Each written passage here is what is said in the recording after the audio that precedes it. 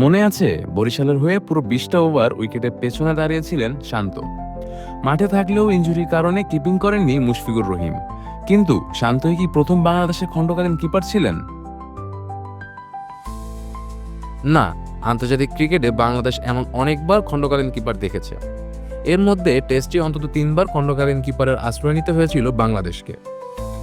বিশ্বাস করুন আর নাই করুন, নিজের দ্বিতীয় টেস্টেই কিপিং করতে হয়েছিল এর মধ্যে সাকিব আল হাসানকে। ভারতের বিপক্ষে 2007 সালের মিরপুর টেস্টে অল্প সময়ের মধ্যে মাঠ ছাড়তে হয়েছিল তখনকার নিয়মিত কিপার খালেদ মাসুদ পাইলটকে। সে সময় গ্লাভস হাতে পেছনে দাঁড়িয়ে যান সাকিব। বাংলাদেশের হয়ে খণ্ডকালীন কিপিং করতে গিয়ে ইতিহাস করেছিলেন ইমরুল কায়েস। 2015 সালে খুলনা টেস্টে প্রায় 132 ওভার কিপিং করতে হয়েছিল ইমরুলকে। পাকিস্তানের বিপক্ষে চোটে পড়েছিলেন মুশফিকুর রহিম।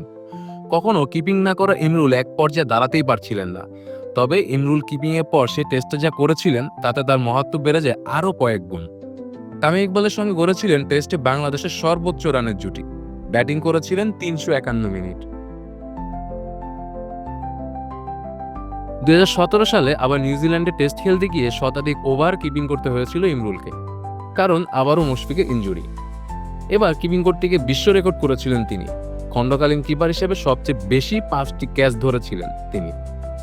মজার ব্যাপার হলো 2015 সালে সেই খুলনা টেস্টে কিছুটা সময় কিপিং করেছিলেন মাহমুদুল্লাহ রিয়াদ।